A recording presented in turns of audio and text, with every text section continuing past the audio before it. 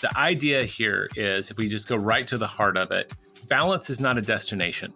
That's Jay Papasan, executive, speaker, and the best-selling author of The One Thing, the surprisingly simple truth behind extraordinary results. When I'm public speaking, right, and I'm in a room with a bunch of people, I'll often ask people, if you're physically able, would you stand up on one foot? And I'll say, great, are you balanced or are you balancing? And everybody's like, I'm balancing. And I'm like, thank you. It's a verb. It's not a noun. I'm Michael Mogul, founder and CEO of Crisp Video, the nation's #1 law firm growth company. I've built my business through practice, not theory. Crisp started with just $500 to my name and has grown to over 8 figures in revenue over the last few years, earning a spot on the Inc. 500 list of the fastest growing private companies in America. Our approach has been to take everything we've learned about generating massive growth within our own organization and help the country's most ambitious and committed law firm owners do the same for theirs. In each episode of this podcast, I sit down with innovative market leaders from the legal industry and beyond to learn from those who thrive in the face of adversity, challenge the status quo, and define what it means to be a true game changer. As we open up season 2 of the podcast, I sat down with Jay Papasan to discuss his bestseller, The One Thing, why the popular concept of balance is a fallacy, and how to accomplish more by doing less. If you constantly cheat on time, there is a massive price that you will pay. That's coming up on the Game Changing Attorney podcast.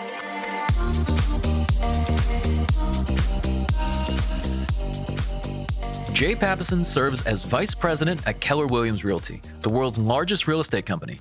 He's also the co-owner and co-founder of several successful businesses. His most popular book, The One Thing, has sold more than 1.5 million copies, has been translated into 35 languages, and has appeared on more than 500 national bestseller lists. I'm a functionally kind of a book nerd. I'm a French English major that learned business late in life. So if you look at my chapters, up until about age 30, I thought that you built your wealth by getting a job, maybe becoming an executive, right, and taking that path. And then early in 2000, I started working with Gary Keller, the founder of Keller Williams Realty, and total paradigm shift, right? He's an entrepreneur, self-made billionaire. And to my great joy, a couple of years into the journey, I found out he wanted to write books. And that was my publishing background, HarperCollins Publishers. And we launched first a book and then a publishing company. So it's been a fun journey for me to kind of go from being kind of a craftsman and an artist to learning the skills of business, which would be anybody listening, it's not too late. That's what I have to say. It's not too late. If I can figure it out, you can too. Today, fast forward, I co-own a publishing company with him. I co-own a training company around The One Thing. And I'm also an executive in Keller Williams, and my wife runs a big real estate team. The One Thing came out of my job here at Keller Williams. We were working on a course. This was around 2007, 2008. The book came out in 2013, so go back 4.5 years, not doing the math in my head. But I just helped complete a course for essentially a real estate business person. How much would they have to grow their business revenue to earn the right to hire their first employee? And that's a big landmark, as you know, right? Okay, I'm working for myself. I might have a part-time assistant, but I'm going to have a W-2. And that feels like a big journey into being a business person. And we had wrapped up the course, and Gary said, you know what? I want to go home and write you an essay. I want to give you something fun to start it off with. And he came back with about a 14-page handwritten essay called The Power of One. And you would recognize, having read the book, a lot of the concepts. And it was really kind of his journey of identifying the things that mattered most. And that aspect, the number one thing is, if you had your marketing engine running, if you had customers, kind of everything else started to fix itself. And I looked at him, and it's like Monday morning, I was reading his essay in his office, and I said, Gary, this could be a book. And he goes, I thought the same thing. And that launched us on a journey where we spent probably 6-7 hard months outlining the concepts. And then we hired 2 full-time researchers who went out to validate the ideas or invalidate them. So about a third of our hypothesis got chucked out the window. And I just will note that about my partner. He's always willing to be wrong, but he's always going to work from the aspect of, at that moment in time, he believes is the absolute truth about the best way to do something. So there's the origin story. It started with a course on being a business person, a little essay that we turned into a book, but it took us about 4.5 years. Now, I love the book in the sense that, it's really built around the one, the focusing question, which we'll get to later. But you obviously written a whole book about a concept that's really one thing, and it lends itself to really wondering, why is this such a challenge, right? And why is this such a barrier for so many of just being able to focus in on the right things in order to be able to maximize results? I mean, it's clear that we have many distractions, but I know that throughout the book, you're mentioning that focusing on the things that are going to be, it's almost like the domino effect of what's going to set in motion everything else, success being sequential and so on. But I'd love to know, what are some of the barriers that really prevent people from going this route and focusing down? Well, there's a big difference between simple and easy. So it's in the subtitle. It's a surprisingly simple truth behind extraordinary results. And as practical people, I mean, I would say pragmatic. Gary and I read not just to learn, but to do. This is something that he just beat into my head. Complicated and, quote, sophisticated aren't the same thing. And a lot of people get sold these very complex multi-part plans, and they're very hard to live. You can do it for a week or two, and then it falls apart because you're trying to change too much. So simple is always the better path. And I believe simple is the ultimate sophistication. And I really do believe that if we can keep it simple, focus on a handful of things, much more will happen. And people can implement that day to day. But I'll go back to the part about it not being easy. The world does not line up to invite us to focus. It doesn't invite us to prioritize. It doesn't invite us to kind of narrow down to one thing for any long period of time. One of the things I was most afraid of, you mentioned the focusing question, and we'll get to it, but this idea of what's my one thing is the short version of it. I was really afraid people wouldn't know the answer, Michael. And I can tell you now, we've probably taught over 10,000 people in corporations, individual groups, you name it. And people know the answer. They are just so busy running around, their hair on fire, right? And entrepreneurs, they have a lot going on. They're not stopping to ask. And that was such a great relief for me. And actually, people, when they ask the question, a lot of them immediately feel this sense of guilt for not having done it. So the number one thing we wanted people to do when they read this book was just to start asking that question. What is my real priority here? What is my real priority today, this week, this month, this year, whatever your frame of reference is? And if you can identify that, start there. It doesn't mean it's the only thing, but you're going to give it first position in terms of your time and focus. Does that make sense? Absolutely. And it seems like this expands to not just what, you as a leader are focusing on, but also what the business focuses on. And then it can also be a person, as you mentioned. Oh, yes. Everything doesn't matter equally, and all people don't matter equally. And while we want to be equal opportunity employers, there's all of that stuff that goes on. The reality is a handful of people often contribute at a much higher level, and they deserve more of your attention, and they often deserve more of the reward. And I mean, the whole idea, Pareto's principle, right? The 80-20, that originally came out of discussion. I want to say it was in GE, and it was Joseph Duran that was actually a quality control engineer. And one of his colleagues mentioned to him a study of executive compensation that happened to follow Pareto's law. And that was that 80-20. And that was like, compensation was it. Like this idea that 80% of the compensation would often go to the 20% of the people that contributed the most. Now, I know in the book, you actually take that principle further. In fact, you even take it and say, identify the 20% and then go even smaller. So the 20% of the 20%. That's right. We call it extreme Pareto. And it's just it's a process that I actually found to be amazing psychic reliever. A lot of us work from to-do list. A lot of us have a list of things that we know are our priorities. That's great. It's great to understand your priorities and have a plan. But if you can take it one step further and say, of all the things that I could do, what is the one thing that I should? And it's really, you're just saying, what's the 20% of this until you get to one, right?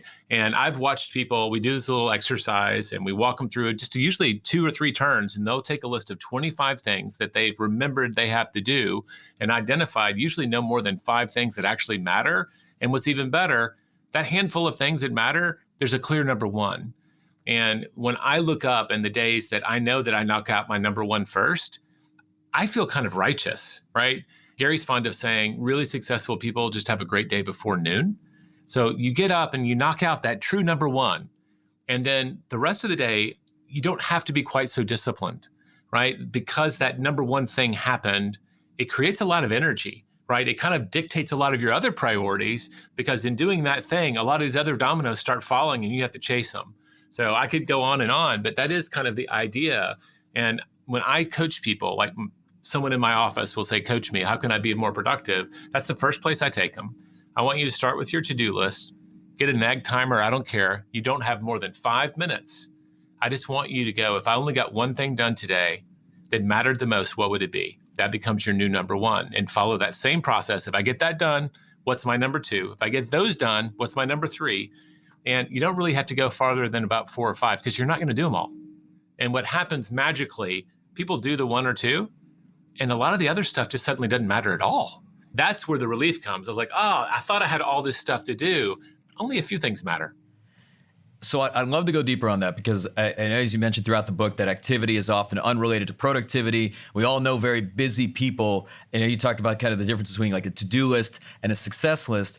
But what you just mentioned in terms of, realizing that most things don't matter, I'm sure there's going to be somebody listening and saying, you know what, guys, that sounds great, but if I only focus on these key things, well, how does the rest of that stuff even get handled? Great question. Now we're getting into a business conversation in my mind. And that was the point of that essay. If you're doing the one thing that really drives your business forward, that's going to create increased reward that should allow you to hire help. I mean, when I think of the classic executive assistant or the admin, their job description is to take the 80% off your plate. Because there are things like there are boxes that just have to get checked, right? I mean, I think about the real estate transaction in our industry. There's a tremendous number of tasks. I think we figured it out, like over 200 tasks that happen during a transaction. And for salespeople, all that detail just drives them batty. So you have to earn the right as a business person to either delegate, right? Or you can hire someone part-time or full-time to do a lot of that. So that to me is how, if you really have to get them all done, it doesn't have to be just you. You can either pay to have a system or have an assistant that can do a lot of that for you. But I've had the day where instead of doing the top 5, I did the other 20. And I'll come home lathered in sweat. My wife will go, "How was your day?" And I'll say something like, "I was really busy. Like, I skipped lunch. I didn't know when I was going to go to the bathroom." Then you reflect and she goes, "Well, was it a good day?" And I'm like, "I'm not even sure. I did a bunch of stuff, but I'm not sure that it mattered." And those aren't the days that I'm proud of. Everybody has them. But the days that you really get knocked out the priorities, I could go on and on. Like nobody's going to get a raise in their whatever law firm they're working for having a perfect attendance on every Zoom call. When they knock it out of the park doing their primary job, those are the people that get moved forward. Many professionals believe that they're great multitaskers, but Jay says that there's no such thing, that what we call multitasking is a lie. I asked him to elaborate on that. One of the philosophies that Gary and I follow whenever we write books is before we kind of put the good ideas in, we try to say, what are the big ideas that people get wrong? Let's get those out of the way. And so you're kind of walking through some of the lies of productivity. And the first one is this idea that everything matters equally, and that's just wrong. And that's why we go to Pareto's law until we get to our number one. If we can identify the number one priority, the second mistake people make is that they have a bunch of stuff. They just say, I'm going to do 2 things at once. And we misunderstand how multitasking works, not just in ourselves, but even in a computer. The reality is, when you look at the research, they'll often have multitasking in the title, but they'll refer to it in the science as switch tasking. Because what's happening is you're bouncing back and forth between 2 tasks so fast, you're not really aware that you're bouncing. But we talked to the researchers that did a lot of this. And here's 2 steps that happen. You're focused on writing a brief, Michael. You're 2 paragraphs into like this 3-paragraph, really important part of it. And someone knocks on the door, interrupts your focus, and says, "What do you want for lunch?" So 2 things are going to happen. The first one is that your attention will switch, and that is absolutely instantaneous. Squirrel, boom. Like it's in our DNA to notice things in the background. We're very good at moving our attention. That's how we survived, right? You can see the tiger stalking you through the jungle because you saw its shadow in the background. That's a survival instinct. Fast, absolutely dialed in. The thing that we don't do well is that we have to go from the set of rules for writing this brief to the set of the rules, what sandwich do I want from the hoagie bar, right? And depending on the difference between the 2 rules, it takes between 25 to 100% longer. And so you have this moment in time you're not even aware of where you're just not doing anything. And it adds up to a lot. So the way it manifests in me, the only time I'm really aware of it is maybe I'm watching a sports game or I'm reading a book. My wife will walk into the room and start talking to me. And I'm very intensely focused on this thing I'm doing. And maybe it's a video game, right? When I was younger, but it's like, I'm really focused on this thing. And I know the words are aimed at no one's ears but my own. My wife is talking to me and I'll shake my head and say, "I'm sorry, what did you just say, honey?" And that's that refocusing time that we lose. And so researchers will estimate that on the average day, if you're interrupted by phone calls and emails, and just imagine, I've got two screens, but I know a lot of people who have Twitter up on one, Facebook over here, and their other thing in the middle, they're bouncing all day, that at least 28% of the average day is lost to this multitasking inefficiency. And so I could go through, we literally, I think we cite 7 different pieces of research. It lowers your IQ on average by like 11 points. It's not a small amount. It's a big jump, right? It dumbs down your work. There are all these costs to multitasking. And even in one study, everything that multitaskers think they do well, they actually do worse than they think. So this is why, if you're a surgeon, can you pick up your own scalpel? You can't. You hold out your hand and someone puts it in there. If you're a pilot, you're not allowed to do other things. If you're a driver, when lives are at stake, we don't allow it because we recognize it. And the challenge I have is when you're doing your most important work, you may not be a rocket scientist or you may not be a surgeon, but someone's life is at stake, and that's usually yours. This is your life profession, and you're dumbing it down. So now that maybe everybody's reeling, going, oh, crap. The way I usually say is like, the world is engineered to distract us and to invite us to multitask. You may be listening to this podcast while you're jogging or working out. I get it. Those are two relatively unimportant in the grand scheme. The fear of being slightly inefficient is not going to kill you in doing those things. And that's why we do it. We listen to the radio while we drive. When you do your list in the morning, you do your success list, you've extreme Paretoed it, you know what your number one is. Don't multitask while you're doing that. And what I've found is that people who actually focus, they turn off their email, they put on their, they either, if they have an assistant, they say, hold all calls, right? They get focused for this period of time. They're aware that they are vastly more productive, and that can be a little bit addictive. But the reality is, in today's world, Gary doesn't operate that way for 8 hours a day. But there is a period of time, like when we're writing or we're teaching, where we're just going to be very focused on that and not be doing something else. Yeah, and I mean, as you've said, I mean, can we do two things at once? Sure. But can we focus on two at the same time? Absolutely not. And it's interesting how you take a lot of these concepts throughout the book and kind of like peel back the curtain. And one of which is just, I think probably one of the more interesting chapters, or it was so beneficial to me, was when you talked about discipline. And I think a lot of times when people look at a successful entrepreneur or leader and they think, wow, this person has so much discipline. And if only I had as much discipline as they do, I'd be so much more successful. But you really say it's not about the discipline. No, we like to say it's about selected disciplines in the end of the day, but most people don't understand what discipline actually means. If you ask a kid what discipline is, what do you think they're going to tell you? Always sitting up straight, doing everything exactly as I should throughout the day. Okay, that's usually an older answer, but I'll give you credit. Maybe you were an advanced child. Most kids, when they hear discipline, they think of punishment, of being disciplined, right? In the bad way. And other people, they think of it as the ability to focus and hammer through without being distracted. And that this disciplined person, they persevere, they have grit, all these other qualities. And the reality is they're actually describing something that we talk about in a later chapter called willpower. Discipline is training yourself to do something until it's automatic. And so a really formative experience, like I kind of intellectually understood that. And I could see it in Gary's life and in my own life at different times where I had taken the time to build a really powerful habit, whether it be diet or exercise or whatever. And then all of a sudden, it just kind of became automatic. And I was like, wow, okay, you go through this hard work period to build a habit, and then things get a lot easier for you. It's a lot easier to maintain. So I went to give a speech in Nashville, and I was going to teach literally all day on the book. And I show up at 7 o'clock. The class is going to start like at 9, and there's already someone sitting in the front row. And I assumed he was part of the staff. And I went up and I started chatting him up. And I said, hey, so what's your role here? I just assumed I was there. I still had my cup of coffee. I'm there to get mic'd up. And he just introduced himself and said, oh, I'm early.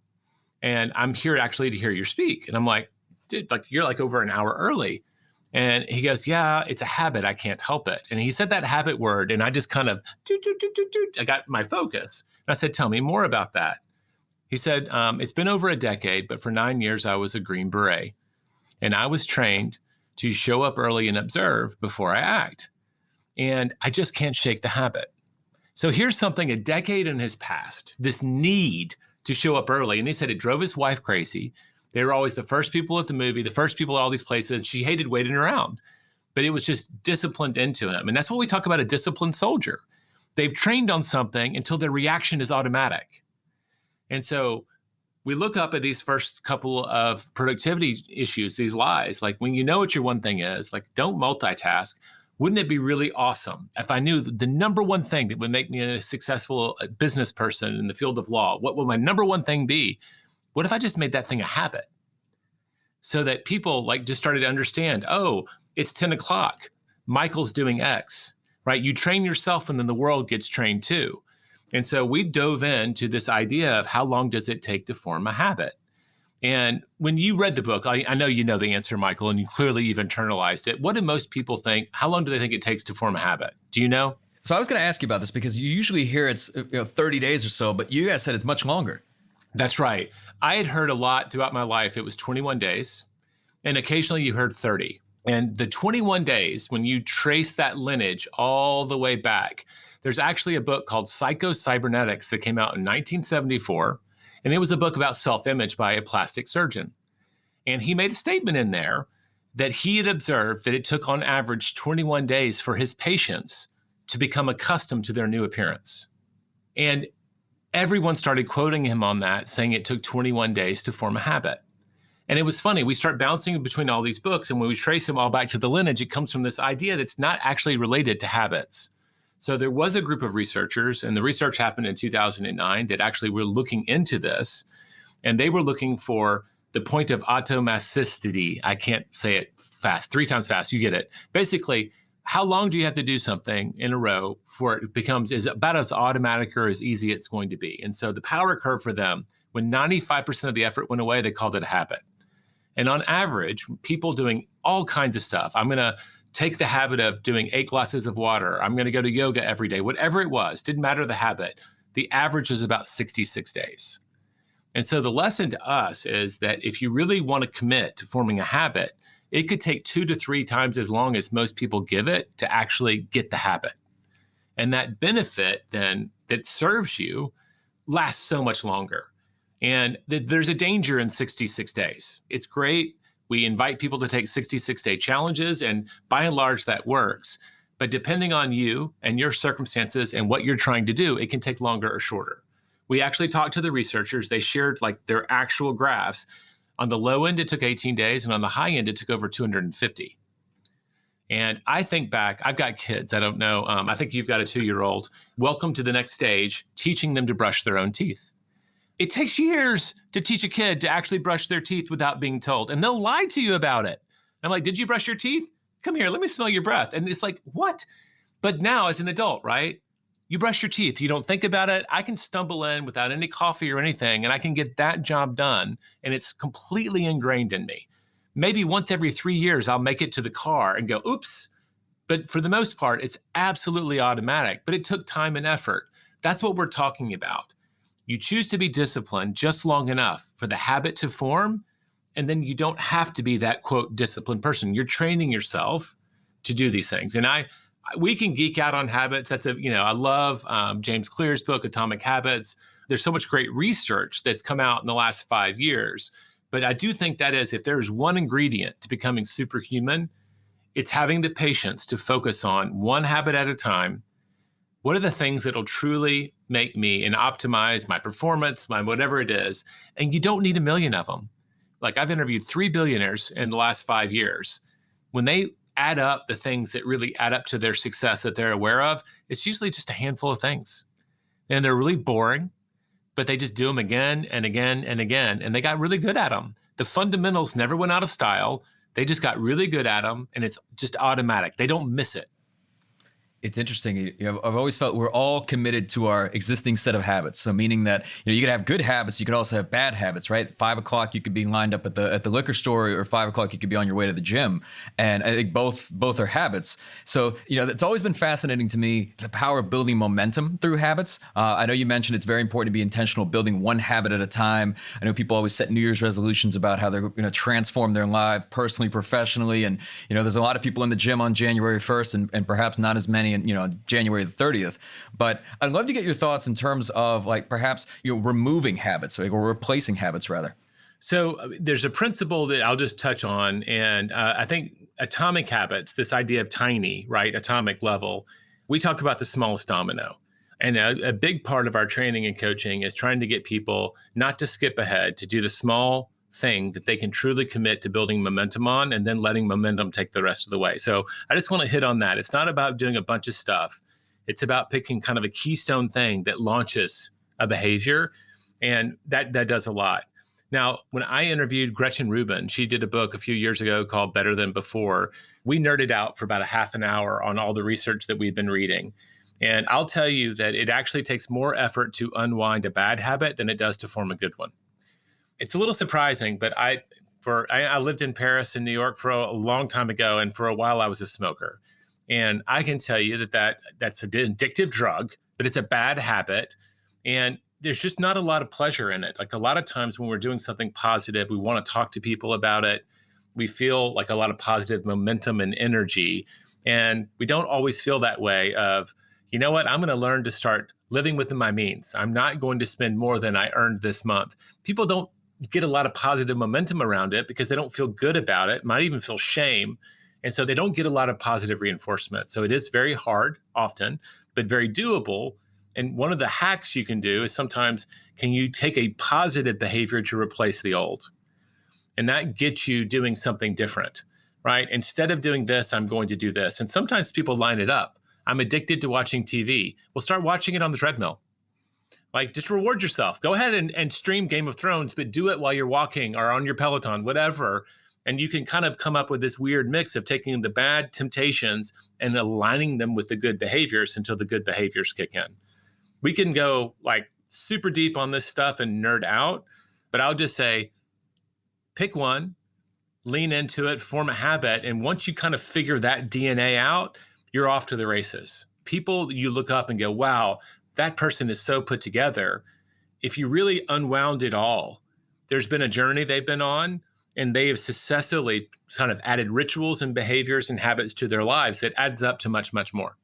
Without a doubt, it's like, show me your habits. I'll show you your future. That quote is by, was it Deming, I believe, right? People don't decide their futures. They decide their habits, and their habits decide their futures. It's probably the most Instagram quote in the book.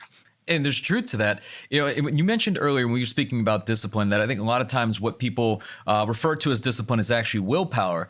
And you really talk about the fact that you kind of have a limited battery life on this stuff.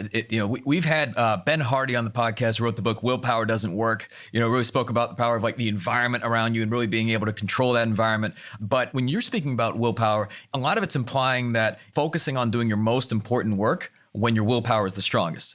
That's right. This is an evolving piece of research. I got to interview Angela Duckworth earlier last year, and we nerded out on this for a little while. And she clued me in on some brand new research. Still validates what we talk about, but it's also adding some motivation to this as well. But the idea of willpower, just to define it as different from discipline, willpower is the ability for you to say yes to what you need to do and no to everything else. A lot of times when we think about focusing, we imagine a spotlight that's going on the thing that we want to see. It's really more about blotting out everything else. That's actually takes a lot more energy. You think like, I'm focused on this cup of coffee right in front of me. It's a very narrow target. Yeah, it is, but you're actually making everything else go away.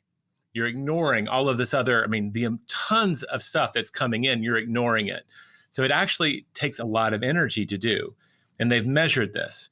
When you ask people, like you'll take their blood sugar levels, you'll ask them to do willpower related tasks, focused, ignore these temptations, that sort of thing, you can literally see their levels drop in their bloodstream. And it is terms of energy efficiency, your brain is like a Hummer. It's just horrible mileage. The only thing that takes more energy is your liver, which is digesting the stuff. So you've got this organ in between your ears that's like 1/50th of your body mass that uses 1/5 of all of the energy that you consume. And so the lesson here, and there's my favorite study in the whole book, and it takes a while to unwind, but I'll just do a really short version. They studied, and this is a great legal example, right? They studied over 1,100 parole cases in Israel, and they were studying the rhythm of the judges' decisions. And in their system, the docket is random, so it's not lined up the way it might be in the US. It's a random docket, and they have 3 2-hour periods. They have a 2-hour period where they'll make decisions, often rapid fire, as often as one every 6 to 12 minutes. They'll go for 2 hours. They'll get like a 20-minute break.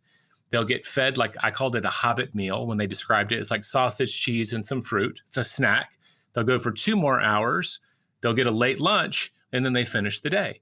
And they were measuring the likelihood that someone would get parole throughout each of those periods. And at the beginning of each of the periods, everybody has about a 65% chance. And over 2 hours, it'll rapidly drop almost all to zero in 2 of them and almost to zero in the other.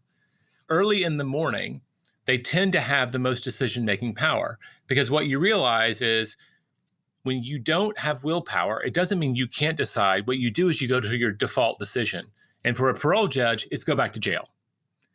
So there's like the lessons that we learned, like first off, justice isn't blind, it's hungry. And if you're going to be up for parole in Israel, be first in line, for goodness sakes, right? Don't be last, because your chances are essentially zero. And then the other one is that nutrition, right, actually can drive this. And so most of the research will say you have the most willpower when you first wake up in the morning.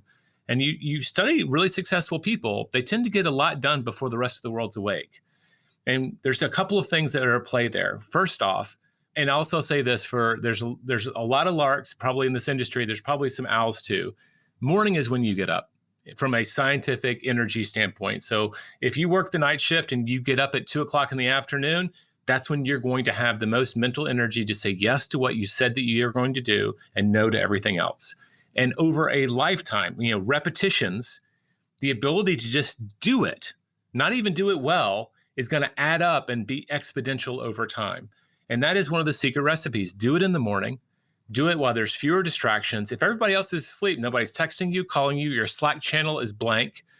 And you know what? In the morning, we get up at 5 a.m. to work out, my wife and I. I'm not tempted to go stream some show on Netflix, right? I might want to look at the news, but I'm going to go do what I got up to do. There's very little else on my mind. So there's fewer distractions to say no to. You have all the energy to say yes. And frankly, you can have an amazing day before 8 a.m. and then show up at work, having worked out, maybe journaled, looked at your goals, had a good breakfast. For me, I spend time with my wife. We work out together. So we got that amazing relationship time. And the last thing I like to do is look at my goals. So all of that hopefully happens before I ever look at email. Email is other people's priorities. But if I've looked at my goals, what did I say I was going to get done today? I look at my calendar, which reflects my goals. Now I'm set. Now I can go into the email and I know what I should say yes to and what I should say no to. And all of that is about launching your day with willpower so that you can do the things that you said that you're going to do. That's a whole lot. I just threw a whole bunch at you, but you're kind of an advanced audience, Michael. Well, and I'll say, back when I was in college, when my friends were out drinking, I'd be listening to audiobooks. I remember like by Brian Tracy, and I remember listening to the book Eat That Frog. And it's interesting because one of the most important changes that I made many years ago was what you just described. Not only is it getting up earlier, so you wake up in the morning. I'm practicing like Miracle Morning. We've had Hal Elrod on the podcast, but it's also once you do get into the office, it is eating that frog. So like doing that, that one thing early in the morning. Sometimes it's what can be perceived as the least desirable thing, but you've got the greatest willpower, and really not getting into the emails until much later in the day. Because I see people jump in very early, or they'll jump in right out of bed and they're responding to emails. They're very reactive and so on. But just the amount of momentum that it builds to knock out, the one thing first thing in the morning. I can't remember who taught me some of these hacks, but batching, right? You can just basically take small periods of time and for repetitive tasks, try to concentrate them there. So instead of being in and out of my email on my best days, and I can't tell you that I always do this because sometimes I'm standing in line or I'm waiting for coffee and I'll do it. I'll open my email. But in general, in the morning, I've looked at my agenda. I know what my goals are. I've set my goals for the day. I know what my number one is, which is usually scheduled very early in the day for me, just like you described. That's when we do our writing time. That's when I do my most important time for my wife's business. That's when they do their sales call time. They're reaching out to clients. They're trying to do their outreach because that's, even though it's the weirdest time in the world to be calling people in the morning, it's when you're going to do it consistently. So I look up and usually for about 30 minutes, right around 8 a.m. when I start my day, my professional day, I'll do outgoing. I'll do Slack to my people saying, hey, I want you to do this, or I need this. It's outgoing agenda. And usually around noon, I've just chosen in my life not to do a lot of business lunches. And I will eat at my desk, and I will use sometimes 30 minutes to an hour to triage now all of the stuff that's been incoming. And then I'll do that again before I go home, because what I don't want to be is doing email instead of focusing on my wife and kids if they still want to talk to me at the dinner table, right? My kids actually still want to hang out with me. God bless them, right? They're teenagers, and I want to be there for them so I don't regret that later. So I take those 3 periods in general and just try to go outgoing and then triage as hard as I can. Then I lean on my EA as much as possible. And I say, write it from my email and you can sign it you, but here's what I want you to say. Because I know if I get in there, I'm going to get lost in all of the junk. And we don't do that on our best days. We called it in our very first book, we coined it the day before vacation miracle. Back when we used to take trips and go to the beach, right? When it wasn't pandemic times, when you had a big trip that you were really looking forward to, the day before, like you get the dog to the kennel, you canceled the paper, you do all of this stuff. And you do all that stuff because you're not looking at the junk mail, you're not cruising the net, you're not getting lost on Google News. You're focused on the things that matter and you're saying no to everything else. We can't live exactly that way every day, but for a few hours in the morning, we can. Another popular misconception that Jay deconstructs with his work is the idea of a balanced life. In fact, Jay believes that we should replace the word balance with counterbalance. This is something that we discovered along the way. This was one of those that we weren't really completely sure all the details. We just had a suspicion that the best businesses were often out of balance. And so this idea of a balanced life was maybe not going to serve people. And we kind of learned some bigger lessons than that. But the idea here is, if we just go right to the heart of it, balance is not a destination, right? When I'm public speaking, right, and I'm in a room with a bunch of people, I'll often ask people, if you're physically able, would you stand up on one foot? And I'll say, great. Are you balanced or are you balancing? And everybody's like, I'm balancing. And I'm like, thank you. It's a verb. It's not a noun. So there's not this place where you get everything in your life so organized. It's not a destination where I'm in balance. Everything's great. You have to do it, and it's an active thing. And the reality is, great businesses figure out what their one thing is, and they're really relentless about pursuing it. I mean, think about how technology's evolved into the minimum viable product. They figure out that feature and they go all in on it to blow it up, right? And they're out of balance. There's a lot of stuff they're not doing because they know that if I do this thing well, everything else gets better. And you were sharing your stratospheric growth, right? There's a lot of fires that are going on while you're growing at that kind of pace. But if you do the right things, you've earned the right to get past that, and other people will help fix that as you go along, and you'll scale your way up. The challenge here is, what works in business actually doesn't work in your personal life. This is one of the only places, almost everything else that I've learned around business, planning retreats, all of those things, absolutely work in your personal life. But this idea of absolute relentless focus to the abandonment of lesser priorities in business doesn't work for your health, for your spiritual life, sure as heck doesn't work for your key relationships. And we see people violate those all the time. So we talk about counterbalancing. If I have to go on the road for a few weeks, I'm going to take a few extra days off. I might even pull my kids out of school and say, hey, let's go do something together. I can't wait until I've retired and then hope they still want to hang out with me. I did all of this for you. I'm sorry I missed all of your birthdays, but now we get to spend time together. That's not going to work. That's not the way it works. So you have to counterbalance around those other things. And we all know people, I can visualize them, someone who is cheating with their health. They're clearly not healthy, but man, they are killing at work, right? There's a tab that they're running up that will come due. And it happens in all of these, it happens in your spiritual life. It can happen in your relationships. And so just understand, there's work and there's your personal life. And in your personal life, if you leave things unattended for too long, they may not be waiting for you when you come back. In business, you can focus on those one things and either delegate the rest or let them wait until the one thing is done, and that works. So that is this whole balanced life thing. It's a little bit more of a complex idea, but it's an important one to internalize, because I think a lot of people have a lot of regrets when they violate it. I like to take that one level deeper because, and I think you would agree that a lot of like the magic happens at the extremes. And it seems like when I speak to many entrepreneurs, it's the ones that have like endured those years of perhaps, a lack of balance, between, business and personal, where now they almost feel like they're in a privileged situation where now they're prioritizing personal and business. They've got a greater support team around them and so on. But had they not done those, like had that focus in those early years, let's say they did 8 hours a day, 40-hour weeks, the business would never be what it is today, and they would have never achieved or made the impact that they set out to, or at least not, certainly not in that time frame.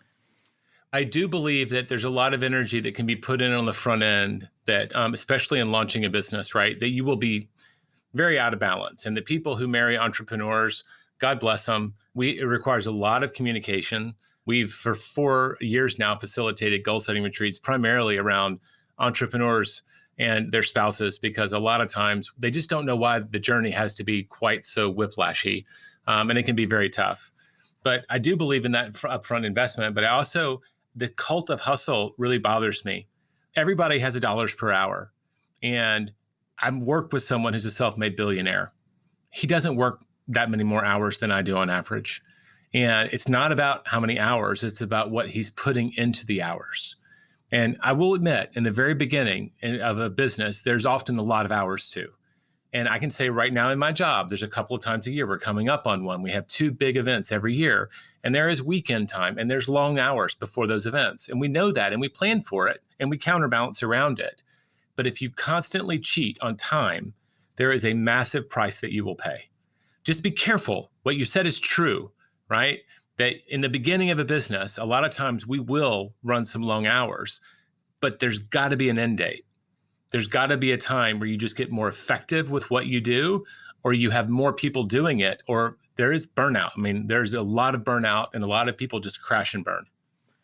I agree wholeheartedly. And this was a painful lesson that I learned many, many years ago. And I'd like to finally get to this focusing question, because we speak about balance and counterbalance. And it seems like the book is really designed around almost the idea of leverage, if you will. It's like focus and leverage.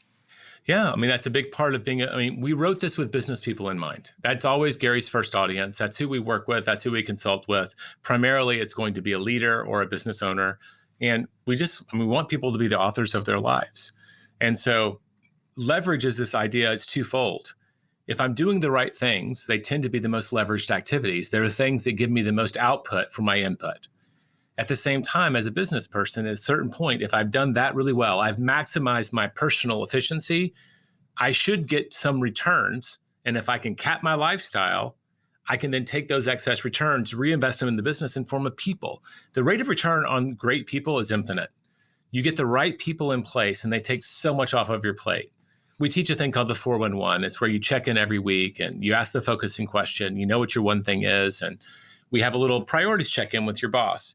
And the mistake a lot of us make around people is you've got one person that's absolutely doing 100% of their job. You have another person who's doing 90% of their job and another person who's doing 80%. And you look up and a lot of people say 80% is pretty good week to week. No, it's not actually, because the problem is who's carrying the extra 20% they're leaving behind.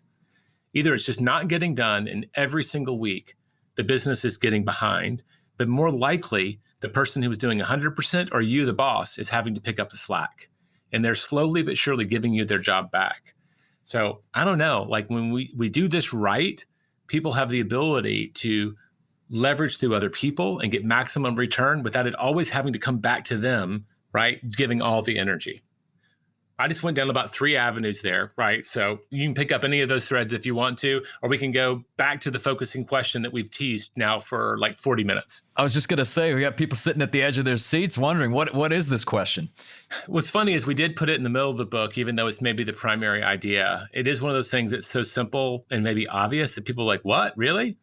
But when Gary was launching his career, and pretty much the whole time I've known him, he usually spends 1 to 2 days a month, coaching and consulting with the very top performers in our industry. And it's one of the ways we stay in touch with what's happening in the field. And it's one of the ways that we also just get to help people, help them grow. And so I don't know if you've got a business coach. I don't know if you know what that relationship looks like. But basically, a lot of times it's a weekly commitment. You get together, you identify what the real priorities are, and the coaching client will say, I'm committing to doing this, this, and this. And what Gary noticed is that people would do things that were not quite as important as the number one. And they'd come back and say, no, I didn't do that, but I did these things instead. And it was really out of frustration, kind of anger, that he was like, all right, Michael, if you only get one thing done this week to advance our priorities, just one thing, what are you absolutely going to do? And what he found is that when people only had one thing on their list, there was no place to hide. They almost invariably did it. And to his great surprise, they did all the other junk too. And so he learned over time that this idea of focusing people on their one most important was the only conversation that mattered. And so the evolution of the question started there, and it took years, but it's this fully formed thing is, what's the one thing I can do such that by doing it, everything else is easier or necessary? It's a big question that'll lead you to a big answer. And there's a series of things that make it up. You're not asking for what can I do, which could be a lot of stuff. What's the one thing I can do? And it's not something that you could, should, or would do in the future. It's what you can do today, because that's how we get our feedback loop. And the second half, the such that by doing it, all you're asking for is you're trying to find the biggest point of leverage you currently have. And I told you when we were writing the book, for 4.5 years, I'm living with this, I'm living it and I'm enjoying it, but I'm cheating. I get to work with Gary, right? I'm like, okay, maybe I'm living in a bubble. And I was really worried. But when people stop to ask that question, we find by and large, almost invariably, that they get clarity, that either they know the answer or they get to it and they might not be completely confident, but they're ready to go anyway. And we felt so strongly, like if you look at the back of the book, we just put a big question mark. We could have put testimonials. We could have put all kinds of junk there that you normally see on a book. But we really were clear. If people only did one thing after reading this book, we wanted them to ask that question. If we believed if we could help them get clarity around their number one, that was the biggest service that we could do. Because here's the truth. When you know what you need to say yes to, it makes it easier to say no to all the other junk. And I love that you take it a step further, because this isn't just about the business. It's really about our lives and in talking about living with purpose. So this one, it's such an important aspect where, you really can gain clarity on what you're doing, not to mention how could you ever be committed to anything that you even are ambitious about if you're not clear about the purpose. So people talk about time management, which is really priority management. But if you could speak to like how purpose plays a role in really determining the one thing. Yeah, maybe we can wrap it up around this, because this is kind of a foundational idea. Like there's two levels of your one thing. There's kind of like, what do I need to do this week or this month or this year, right? And that's really about your big priority around what you're doing. On a much grander level, there's kind of like, what's my one thing? And that's a big question for a lot of people. But what we saw in that 4.5 years, and we studied musicians, artists, athletes, business people, businesses, like all of these different disciplines, the ones that really had a sense of mission, they understood their purpose, it gave them an amazing advantage over everyone else. And I think a lot of people know this, like, oh, the purpose-driven, whatever, it's like, okay, people talk about that, but it's real. When you understand like purpose, your mission, like this is what our business is about. We are here to do X. Everybody gets mobilized, and a sense of purpose gives you a clear sense of priority, right? I know where we're going. We're going to Buffalo, New York from Austin, Texas. That means I am roughly going to be going north by northeast. I don't have a map, but I'm guessing that's pretty close. But I have a direction. Now I absolutely know that going south-southwest is the wrong direction. So that sense of direction gives us a sense of priority. And the reality we believe is when you're acting regularly in your priorities, you tend to be as productive as you possibly can be. And business after business and individual after individual, when you see someone following that pattern, they get that foundation. They understand ultimately why the business exists and why they were meant to run it. And that's a heavy question, but you can get there. Then their priorities became amazingly clear, and they became incredibly productive. When you think about a person on a mission, you say, that Angela, she's on a mission. How do you picture that person? Are they wandering around playing games on their phone? No, their heads down. They have their blinders on. They're moving. They're walking fast because they know where they need to go and why it's so important to get there. That sense of purpose is amazingly powerful for people. And Jay, I'd love to know, so the book was released, I believe, in 2013. Since that time, just over the last several years, has your perspective, changed on any of this? Like, is there anything that you wish you would have mentioned in the book, or even as a follow-up? We spent a lot of time in this. We got in the weeds a little bit. And our publisher, the Bard Press, they're great. They only do one book a year. And they spent 2 years working with us on this. But at the end, they gave us a long runway for this book. But I remember Ray coming up to us saying, guys, this is great. There is a amazing book here. But when people buy a book called The One Thing, they do not expect a doorstop. Apply the principles. Let's cut away everything that doesn't belong. And in the last 3 months before we sent the book to the publisher, the book went from 440 pages to 220. We cut a little bit more than 40% of the book with the math. And it was hard. And in writing, you call it murdering your darlings, right? There was a lot of stuff, and it informs the work, right? There was a lot of depth there that we just cut away because it wasn't actually vital. So a couple of them, I don't actually regret them, but they do show up sometimes. One of them was this idea of the low-hanging fruit. And it's very tempting, particularly for entrepreneurs. The challenge is, if you don't know where you're going, the low-hanging fruit, right? It may actually be a financial win, but it could take you farther away from where you're ultimately going. And it could actually take you so far in that direction, you'll never get there, right? It's the ultimate distraction if you're not careful. I love low-hanging fruit, but it has to be directionally lined up with where I am planning to go. Otherwise, it is the distraction, because the big reward is for those people who stay focused. So that was definitely one of them. And this is an advanced one. And maybe the more advanced people, the people who've really been living a successful career, maintenance, right, is also a killer. Is that the more stuff that you build up around you, the more people that report you, the more maintenance that's required just to keep the whole engine running. And this is not an argument for a purely minimalist lifestyle, but it does tell you that stuff can start just sucking away your focus. My wife and I are rental investors. We have about 9 rentals around Austin. And until we earned the right to have someone else manage those, you know what? There are some weekends that, hey, we got the call. We have to go tend to something we didn't expect to. And that can add up. The more of those things you have, a 5% chance of something happening starts happening every few months, right? So maintenance is just the compounding of those things. So if you don't put the right people in place, that's their opportunity to solve, you can end up amassing a world that eats you alive. So we cut that. I mean, that's like it is absolutely, when you talk to the top people who've kind of gone too far and realized it and pulled back, they'll say, man, that's the truth.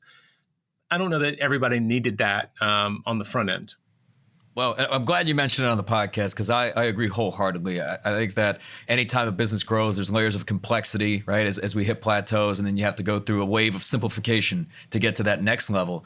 And Jay, as we come to a close, this being the Game Changing Attorney podcast, what does being a game changer mean to you? One of my core values, my path to figuring out my purpose, was to identify the 3 things that I really am hinging most of my decisions on. For me, it's family, impact, and abundance. I don't want to choose to do things, big things, that take me away from my family. That's just a big one. I know that when I violated that, I'm not a happy person and I have regrets. And so I've paid attention, I've learned my lesson, and going forward, I know if it's not a 9 out of 10 on that value, I probably shouldn't say yes. My number 2 is impact. I want to have an impact. And so making a difference, right? Difference makers, all of those things. There's a lot of different language, but ultimately, I think our legacy is going to be around, I'm a teacher, I'm a writer, about how we helped others. And I love, I am a capitalist. I think of myself, I like to think I'm a capitalist with a heart. I love entrepreneurialism, and I believe in abundance, right? And some of that's got to do with having more things but I also like to give it away. I want to have an impact. My favorite moments as an author, I remember one guy wrote me, and he said, after hearing you speak, I started walking my daughter to school. And that one simple act has made all the difference for me. And man, I mean, we've got 11 book awards. We sold 2.5 million copies, 40 languages. That's the first thing I think of, is that we made an impact. We changed someone's life for the better. When you say that, that's where I go. I want to give a huge thank you to Jay Papasan for taking the time to speak with us today. What particularly resonated for me was that the idea of simplicity is really the ultimate sophistication. If you can focus on a smaller amount of things that are more meaningful, you'll make a much greater impact. And if you're ever unsure if you're making the right decision, ask yourself, what is the one thing that I can do that by doing it will make everything else easier or unnecessary? You've been listening to the Game Changing Attorney podcast with me, Michael Mogul. If you enjoyed this episode, I'd really appreciate it if you could share the podcast with at least one other ambitious law firm owner who you believe would benefit. And you know what? Maybe more than one. For more information on our interview with Jay Papasan, see the show notes for this episode in your podcast app or visit GameChangingAttorney.com. And join us next time when we'll be speaking to the creator of the Bulletproof Diet, innovator of Bulletproof Coffee, best-selling author, and the father of biohacking, Dave Asprey. I just want more. I want better. I want faster, stronger, longer lived, more energy. And I don't want to give anything up to do it. And to optimize, I have to say, oh, I just gave up, dinner with friends every night because I had to go to the gym for 2 hours or whatever kind of stuff. That's an optimization. No, I don't want to do that. I simply want better. That's next time on the Game Changing Attorney Podcast.